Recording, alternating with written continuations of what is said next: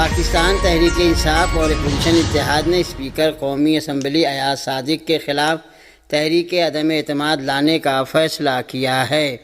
Pakistani media کے مطابق بانی P T I Imran Khan سے پارٹی کے وکلاء اور ان کی بہنوں نے ملاقات میں قومی اسمبلی کے اسپیکر کے خلاف عدم اعتماد کی تحریک لانے کی بات کی اور عمران خان کو اپوزیشن اتحاد اور محمود اچکزئی کے اسپیکر کے خلاف عدم اعتماد کے موقف سے آگاہ کیا گیا۔ میڈیا رپورٹوں میں کہا گیا ہے کہ بانی P T I Imran Khan نے قومی اسمبلی کے اسپیکر کے خلاف عدم اعتماد کے معاملے کو آگے بڑھانے کا پلان بنانے کا حکم دے دیا۔ انہوں نے پی ٹی آئی قیادت اور اپوزیشن اتحاد کو فیصلے پر عمل درآمد کا اختیار دیا۔ بانی پی ٹی آئی نے یہ بھی کہا کہ موجودہ حکومت کو پارلیمنٹ کے باہر اور اندر ٹف ٹائم دیں۔ اس درمیان پی ٹی آئی کے رہنما سابق اسپیکر قومی اسمبلی اسد قیصر نے کہا ہے کہ اسپیکر اور وزیر اعظم دونوں کے خلاف عدم اعتماد کی تحریک پیش کرنے کو سوچ رہے ہیں۔ ہندوستانی سپریم کورٹ نے ریاست مدھیہ پردیش کے ریاستی وزیر وجے شاہ کو کرنل صوفیہ قریشی پر متنازعہ بیان کو لے کر ایک بار پھر پھٹکار لگائی ہے۔ ہندوستانی میڈیا کے مطابق کرنل صوفیہ پر بی جے پی کے ریاستی وزیر وجے شاہ کے مبینہ توہین آمیز بیان کے معاملے پر سماعت کے دوران سپریم کورٹ نے وجے شاہ کے بیان پر شدید برہمی کا اظہار کرتے ہوئے اس معاملے میں ایس آئی ٹی کی تشکیل کو بھی منظوری دی ہے۔ سپریم کورٹ نے وجے شاہ کا معافی نامہ نامنظور کرتے ہوئے معاملے کی جانچ کے لیے ایس آئی ٹی کی تشکیل کا حکم دیا۔ عدالت نے مدھیہ پردیش کے باہر کے 3 سینئر آئی پی ایس افسروں کی خصوصی جانچ کمیٹی بنانے کو کہا ہے۔ عدالت نے کہا کہ ہم اس معاملے پر قریب سے نظر رکھیں گے اور اس معاملے پر ایس آئی ٹی پہلی رپورٹ 28 مئی کو پیش کرے گی۔ غزہ پر وحشیانہ صہیونی حملوں میں شہید ہونے والے فلسطینیوں کی تعداد بڑھ کر 148 ہو گئی ہے، جبکہ درجنوں دیگر زخمی ہوئے ہیں۔ موصولہ رپورٹ میں بتایا گیا ہے کہ غزہ کے مختلف علاقوں پر صہیونی جارحیت کا سلسلہ بدستور جاری ہے۔ اس رپورٹ کے مطابق صہیونی فوج رہائشی علاقوں، مکانات اور طبی مراکز کو نشانہ بنا رہی ہے۔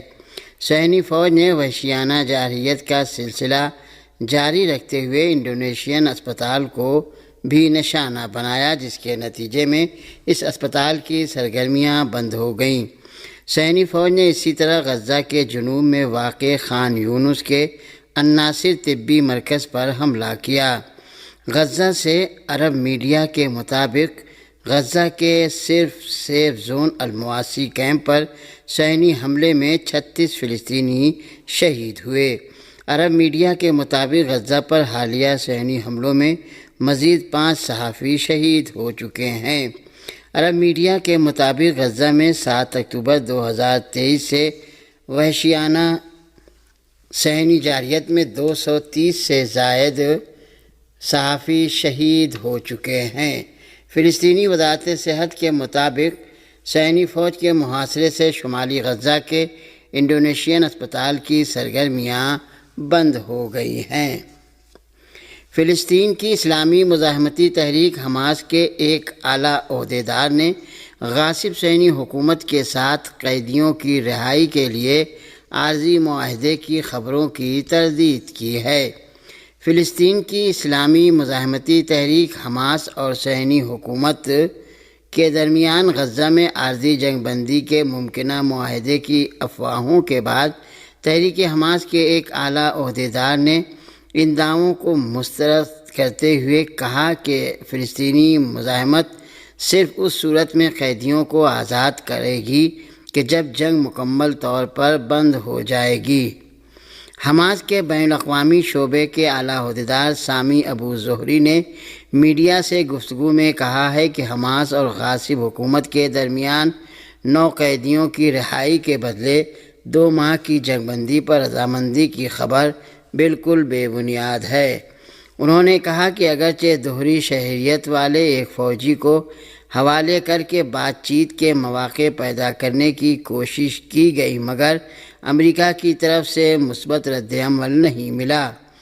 ابو زہری نے غزہ پر جاری صہیونی جارحیت کی طرف اشارہ کرتے ہوئے کہا کہ جب تک حملے بند نہیں ہوں گے قیدیوں کے بارے میں کوئی معاہدہ نہیں ہوگا۔ انہوں نے مزید کہا کہ استقامت جامع معاہدے اور بین الاقوامی ضمانتوں کے تحت تمام قیدیوں کو ایک ساتھ آزاد کرنے کے لیے تیار ہے۔ تحریک حماس کے عہدیدار نے صہیونی حکام کے حالیہ بیانات کو جنگی مقاصد کے حصول کی بیان بازی اور ناکامیوں کو چھپانے کی کوشش قرار دیا۔ واضح رہے کہ بعض مغربی ذرائع ابلاغ نے صہیونی قیدیوں کے بدلے 300 فلسطینی قیدیوں کی رہائی کی خبریں دی ہیں، تاہم استقامت کے قریبی ذرائع نے ان خبروں کو دشمن کی نفسیاتی جنگ کا حصہ قرار دیا ہے۔ اور آخر میں یہ خبر کہ ہندوستان کے زیر انتظام کشمیر کے ضلع راجوری کے سرحدی علاقے میں مشتبہ نقل و حرکت کی اطلاع ملنے پر ہندوستان کی سیکورٹی فورس نے پیر کے روز بڑے پیمانے پر تلاشی کارروائی شروع کی ہے۔ ہندوستان کے دفاعی ذرائع کے مطابق ضلع پونچھ کے جنگلاتی علاقے میں بھی تلاشی آپریشن جاری ہے۔ معلوم ہوا ہے کہ اتوار کی رات نوشہرہ علاقے میں ایک خاتون نے 3 مشتبہ افراد کو دیکھنے کی اطلاع دی، جس کے بعد سیکورٹی ایجنسیوں نے حرکت میں آ کر علاقے کو گھیرے میں لے کر سرچ آپریشن شروع کیا۔ ذرائع کے مطابق سیکورٹی فورسز علاقے میں گشت اور نگرانی کو مزید سخت کر رہی ہے، جبکہ مقامی لوگوں کو بھی چوکنا رہنے اور کسی بھی مشترکہ سرگرمی کی فوری اطلاع دینے کی ہدایت دی گئی ہے۔